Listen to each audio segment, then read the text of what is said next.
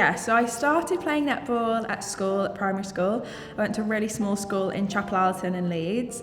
There was about 30 of us in the whole school, and that's when I started playing. I had such a passionate netball coach called John Hipshon, and I think his passion for the sport just kind of presented onto me, and I just fell in love with it instantly. I first started playing netball at primary school. We had a teacher there, Mr. McGuinness, and he was really enthusiastic, so he really encouraged me to play from a very young age, probably from about 7 or 8. Played right through school, underage for Northern Ireland, and then club with my home club of Larkfield. Yeah, so my first memories of playing netball is when I headed over to Australia with my family at the age of 8. And because it's such a huge sport over there, every break we had at school, recess and lunchtime, me and my friends were out there on the courts. I was soon after invited to join their after school team and absolutely loved it, and I think that's where I fell in love with the game. Gosh, I'd have to go back to probably year 3 or 4 in primary school at a little tiny school called Ysgol in North Wales, where we only had 60 people in the whole school. So whenever there was an after school club on, everybody of all ages and genders were invited. So netball used to be on once every couple of weeks, maybe after school for half an hour. And I would just go along with my older sister Beth Ann and some of my friends. There was only 4 other girls in my year. So we'd go along and just learn about the positions, learn about where you're allowed to go, practice our catching and our passing and a little bit of movement. And I just thought it was a great team sport. It wasn't until I moved up to high school, I actually met some friends who used to play for the local netball club that was called Mould Netball Club. We're a fantastic club and still one of the strongest in North Wales. So yeah, I went along with them just because I wanted to be part of that friendship group and just fell in love with it. So when I left primary school, I just remember being upset because I thought I would never be able to play netball again. And then I found out that you could play at different clubs. So I joined Leeds Carnegie back then, actually it was called, it's Leeds Athletic now. My high school was really focused on lacrosse, so we didn't play as much netball, so that's kind of how I got my netball fix. When I first started, it was the main sport for girls, and it was the sport that we were encouraged to play. As I say, I had a teacher who was really enthusiastic, and I remember him showing videos of Northern Ireland seniors playing friendlies, and they had a player come into the school and chat with us, and I remember thinking, wow, like I'd love to do that. I'd love to play against like other countries. And then I suppose as I got older, it was more the speed, the athleticism, the strength of the athletes that play the game, and that's what sort of kept me going. I just love the competitiveness of it. So I made my way through the Victorian Netball League pathway with North East Blaze, which was again a local club, and we played in an under-19s Division 1 and then Championship division, and made my way through those teams, and from there just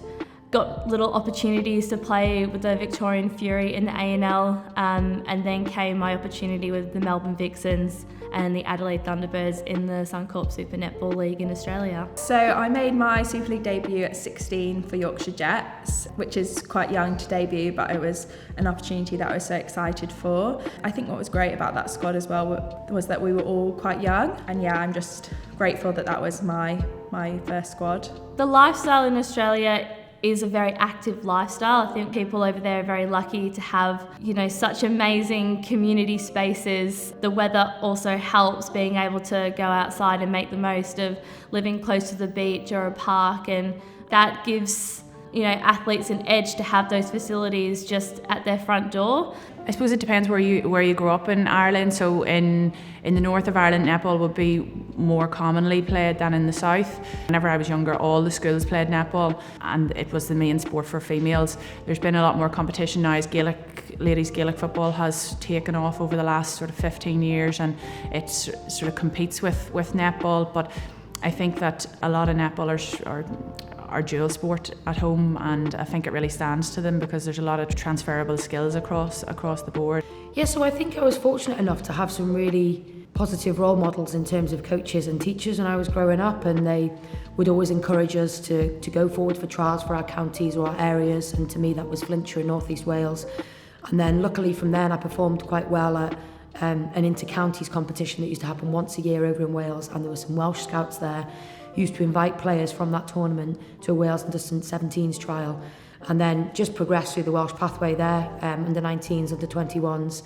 And when I moved down to Cardiff for university, I was with the Junior Dragons and then slowly developed into the Celtic Dragons Super League setup and the Wales Senior setup. I got my debut when I was 21, I think. The biggest achievement of my life is representing my country.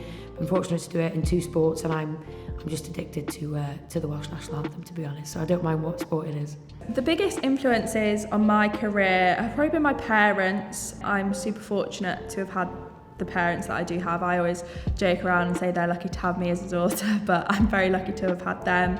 They've driven me around the country, sent me on tours, and they've kind of always done that because they've believed in me. So yeah, they're a massive influence, and I think my 2 coaches that I had, John Hipshon early on, was super passionate about the game and, you know, kind of put that relentlessness and that no fear attitude into me early on. And then when I dipped again, Dan Ryan kind of brought me back out of it. So I think there are probably quite 4 key people in my life that I would thank for where I am now.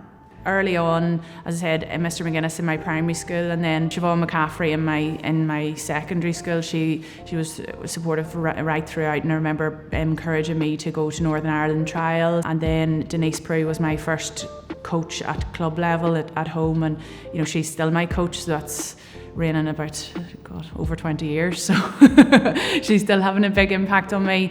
I think when it comes to those key role models, it would have to be my mum and my nana, because anyone who knows me in the netball scene has seen my mum and my nana supporting me at every game. When I was over in Adelaide, they got to fly across as much as they could. I wouldn't be here without their support, and yeah, just really grateful for everything that they've done for me. I don't know what it was growing up. I had 2 sisters. They're not particularly sporty. The eldest one, Bethan, is a social worker now. She's the clever clogs, and my little one is a beautician. I just wanted to be the best at whatever I tried. I just had, for some reason, a bit of a stubbornness that even if it was a brand new sport that the PE teacher brought in that day, or a new club that somebody said was starting up, I just fancied my chances at it. Yeah, I just knew that I really enjoyed it, and I'm really grateful for my parents for, you know, taxiing me everywhere to any club, even if I'm not sure I was a great ballet dancer, but they used to take me along to that anyway.